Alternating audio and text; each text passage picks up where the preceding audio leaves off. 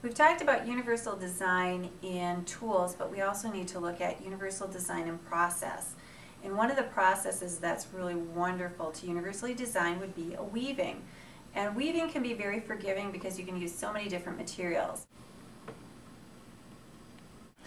This weaving happens to be suspended from a ceiling. Now, in some school districts, some schools, they're going to say, no, it's a fire hazard, it's not acceptable. So on my website, you're going to find other ways to do different types of loom work, same type of materials, but on a more movable way that might be better for your fire code. So you need to check with your school. And also, because we have a suspended ceiling, where I hang this weaving is going to be important too, because your kids will hang on to it. They're going to pull. And you always want to make sure that if it's a suspended ceiling, the ceiling isn't going to come down with the weaving. This one's up here good because my kids will hang on it. We'll have kids that lay on the floor that might want to weave from the floor. We'll have kids that will stand. And the neat thing is that you can also stand behind it and weave and work on both sides. So one piece of weaving will accommodate several students.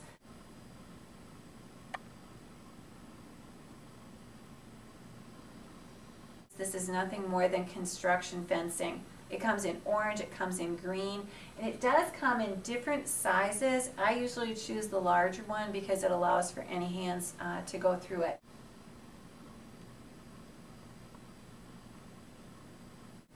So a lot of variations, and again, universally designed because anything goes, and no matter, it doesn't have to be just over and under, it can be looped around.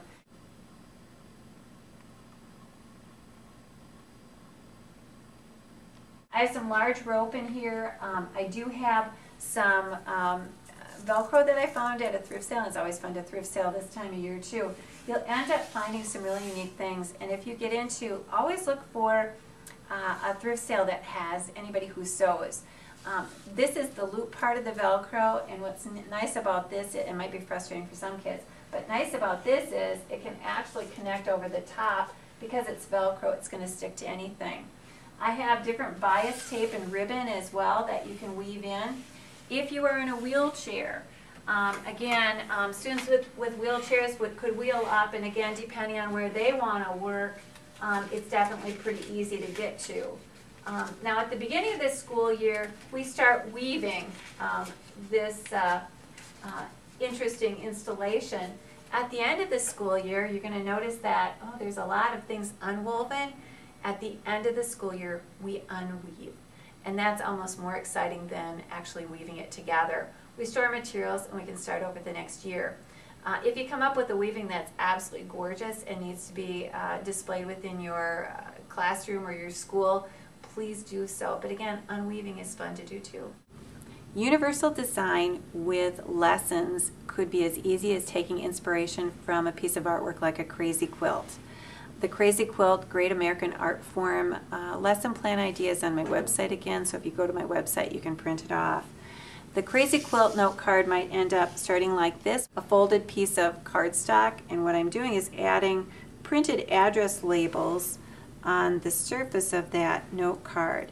The idea about using address labels, and it came out of need for finding a better solution of adhesives.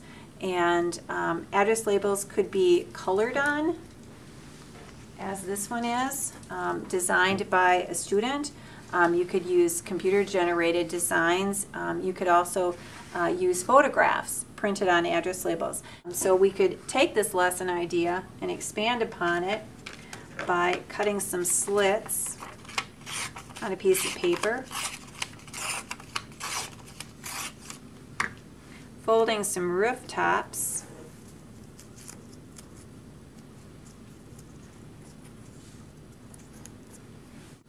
gluing this piece of paper onto your note card, and starting out with a cityscape. Now the adhesive I'm using here is much like a bingo marker, and again, you could purchase it at, I know NAEA it carries it right now. Wonderful, not my design, I wish it were. Wonderful way to use adhesives. And then over the top of this, I could use other types of address labels whether they show water, movement of water, or even up in the sky. Doors and windows, I can use metallic contact paper over the top. Those students that can draw and embellish their city in lots of different ways would be great. Here we have Minneapolis. You can see the cherry and the spoon and the water in front. Again, you could look at IEPs and include signs, road signs, that might hit upon the safety and the importance of watching for those road signs. Now, as I mentioned, address labels, a multitude of ways that you could use them, and here I'm using them as different letters of the alphabet, and again, we can use that for name signing. We can also do numbers, and you could do other types of signs and signals, whether they be, again, into the road signs. And printed off on clear labels, you're going to end up being able to use these in a lot of different ways as well. Our students that have autism absolutely love stickers. You can do street and road signs, and a lot of times if we're studying streets and cities, kids can actually write their name within these street signs.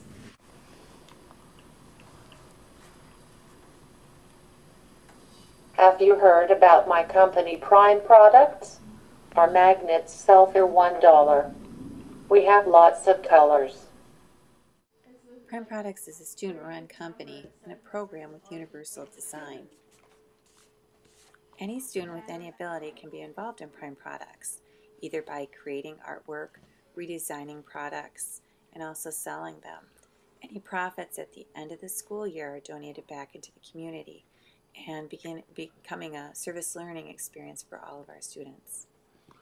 Currently, our students have over 15 products in their line of products that they sell. And in one weekend, they can take in as much as $1,700. In this clip, Amanda's working with white earthenware clay, working on clay production to create her magnets. And soon she'll be working as a sales associate, learning how to communicate and work with customers.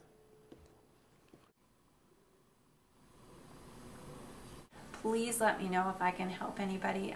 Email and contact information is on the website. Have a great convention.